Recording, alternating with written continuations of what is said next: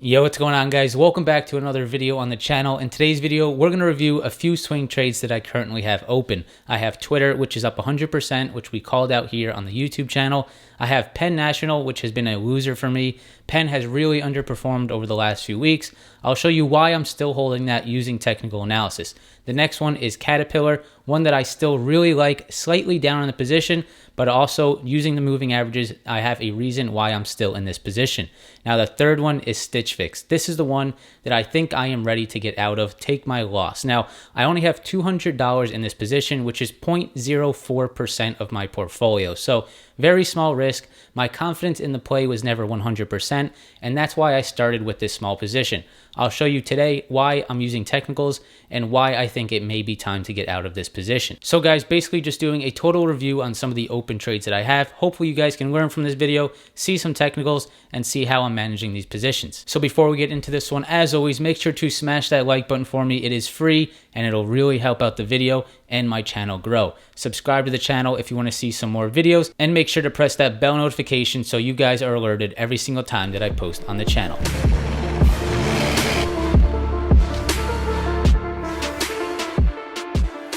So if you were watching the market today, it was pretty astonishing. A huge move today. NASDAQ through all-time highs. We've been tracking this move for quite a while now, and it is awesome to see that huge support bounce off the 100-day on the NASDAQ, pushing through all-time highs. And some of these tech stocks that we've been playing have really been working out. The long-term portfolio is back to almost its highs. Most of the stocks that I have been down on during the most recent market crash, if you want to call it, are definitely back and now green. So this definitely proves that some of the dip buying that I was doing, some of the dollar cost averaging that I was doing is now paying off, which I am very happy about. So let's go ahead, look at the long-term portfolio, and we'll break down the 4 option positions that I'm currently holding and do some technical analysis. So guys, let's go ahead and start with Twitter. This is the daily chart on Twitter, and while we're looking at this real quick, I'm going to go ahead and pull up the long-term portfolio. I'll show you the position, talk a little bit about it, and then we'll jump into the technicals. So right on your screen, you guys are going to see my long-term. This is my my main account here that I trade off of with these swing positions. I do plan on splitting this up into swing trade positions and then just long-term stocks, but right now I have not done that yet. I'm in the process of doing it, but here is the long-term portfolio. You can see a big day, about an $1,800 day here, year to date up about $13,300. So really nice performance here in the account. If we go to the positions, what we'll see, I'll go ahead and filter this from day gain top to bottom. Tesla, Palantir, stop, some really nice ones. But let's go ahead and look at this Twitter call. So right now we have this Twitter call. Now we are up 106% right now. I have one contract left, this $75 call. We'll go over the technicals and you'll see why I still believe that we can get to $75.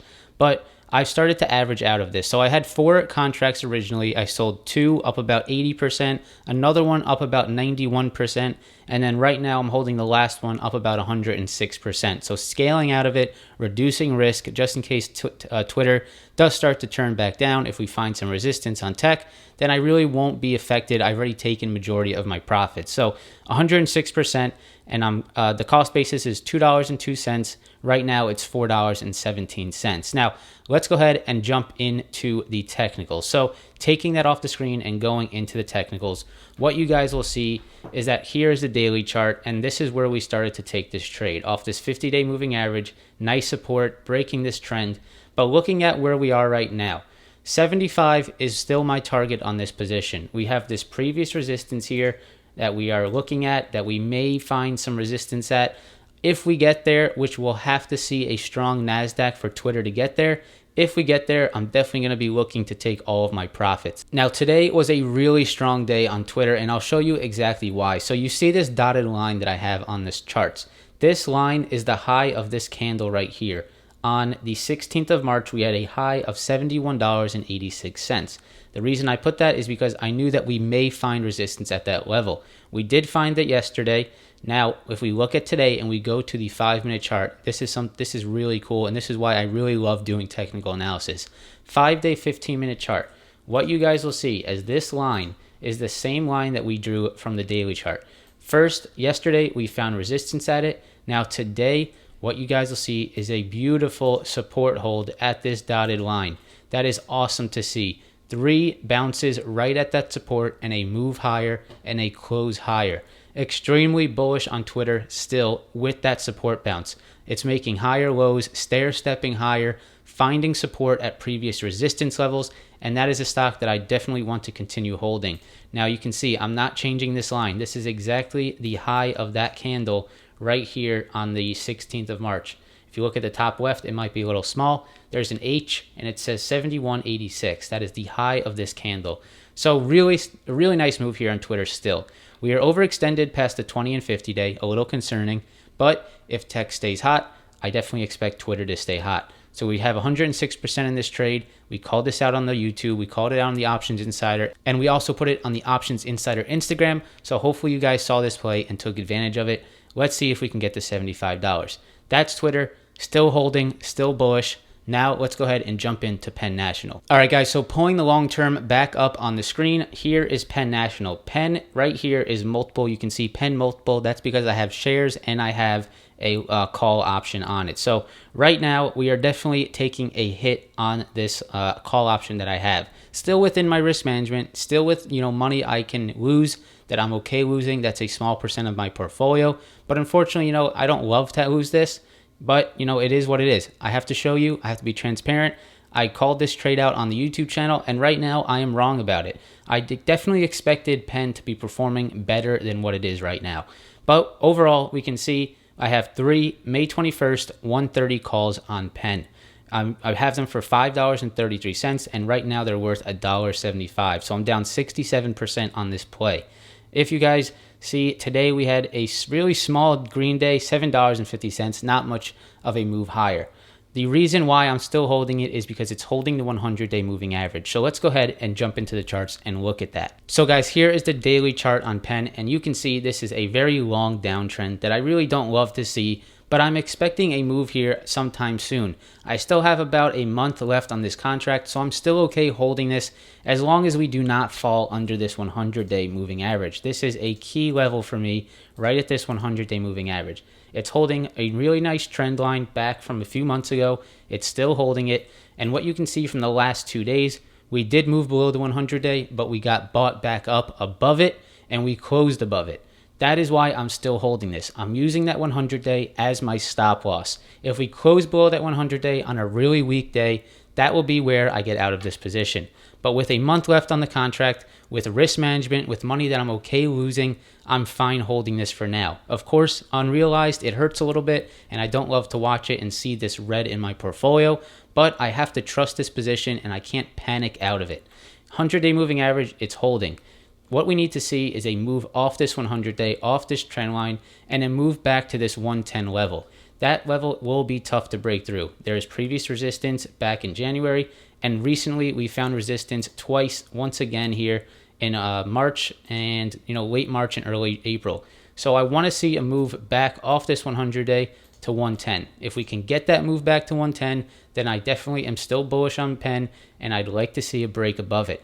There is a lot of upside here on Penn up to 130 if we can get there, if we can try to get some momentum into this stock. It's been beat down. The price action has been ugly. Even around, even with the positivity around sports betting, with New York getting legalized or potentially getting legalized, with Kathy Wood buying DraftKings almost every day in her ARK ETFs, Penn has been really ugly and is not really finding any support. I'm still holding it, 100-day moving average. That is my plan, and I'm going to stick to it. I buy positions in my long term that I'm willing to lose because I'm not looking to get panicked out of them because I have oversized in the position that I have too much risk in the portfolio. So we'll see what happens, but right now that is my standing on Penn National. So the next one is Caterpillar. Caterpillar is a recent trade that I took, and right now I'm down about 21% on it, about $300. I have 3 May 21st, 240 calls. I'm still holding it because we're still holding the 20-day moving average. We're red on it. We're unrealized, but I'm still bullish on the position, and I have a set price where I'm definitely going to get out of this if it doesn't work out. One of the reasons why this position has been losing is because the Dow is very weak. Tech has been taking over this week, and the Dow is starting to get some rotation out of it, and that is not helping this cat position at all. If we can see a strong day on the Dow, then I definitely expect Caterpillar to have a strong day as well. So let's go ahead and jump into the technicals here, taking the long term off the screen. The technicals show still a nice hold at the 20-day moving average. over the last few days, we have fallen below the 20-day. You can see right here, 1, 2, 3 wicks, pretty bullish wicks if you ask me. Pretty bullish wicks here off the 20-day moving average, finding support there and pushing higher. This morning looked really good on Caterpillar. We opened really high, up around 233 per share. We did move down intraday because of the Dow weakness, because of the rotation into tech stocks today. But one thing that we did was we held the 20-day moving average once again. If we go to the 5-day, 5-minute chart, you can see today, once again, we fell intraday and bounced off that support. We have done that for multiple days here. Back on Thursday of last week, we fell, found support off the 20-day. On Friday, we fell, found support off the 20-day.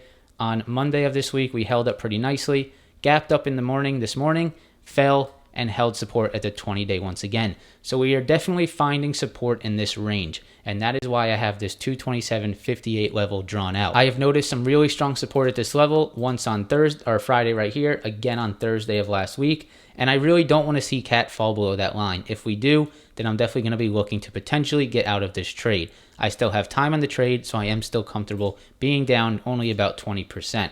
I have risk management in the trade, and even if I lose everything, I will be totally fine, and the portfolio will still be fine moving forward. But of course, I want to see 227.58 hold, and I want to see that 20-day moving average act as support. In the past, whenever we pull back to the 20-day, CAT has found some support and has moved higher. I want to see a similar trade sort of work out here on Caterpillar.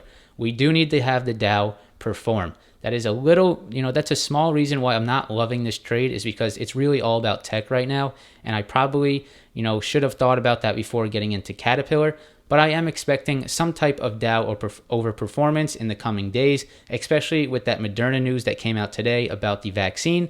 Maybe that'll push some of these Dow stocks up tomorrow. So let's go ahead and see. That is my current standing on Caterpillar. So guys, the last one here is SFIX. Now SFIX, pulling it up on the screen, I'm down about 45%, about $97. So really nothing too concerning. The loss that I currently have, I have two May 21st $65 calls.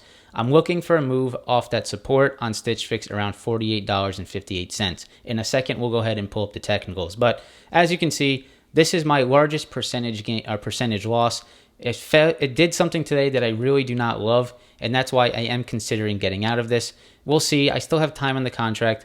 Let's go ahead and see what happens tomorrow. But now, pulling up the technicals here on SFIX. What it did today was it broke below this trend line, and it closed pretty ugly today. Also, news came out after hours that they are changing the CEO, I believe, and that is giving it a negative movement in the after hours action. I really wanted it to hold this uptrend and hold the 20-day moving average. It did not. It failed to do that today. I don't love that. It's definitely something that I would not be adding to, something that I'm not super bullish on. But right now, with the small position, with the risk management, I'm not too stressed about it. But we did break below the 20-day, and I need to understand that may break this trade setup. We have 48.58. That level is drawn out because it's the low of these candles over here, 48.58. I want to see it hold above that. Today, it closed at 49.49. So we did break the uptrend. We broke the 20-day. We are still above that 48.58 level. If we go to the price action today, it was pretty ugly. It was basically straight down. And you can see after hours, we did break below that 48.58. Don't love that. We're now down to 46, so pretty ugly in the after hours. It may be time to go ahead and take the loss here, probably about $120 to $130 loss when this opens up tomorrow.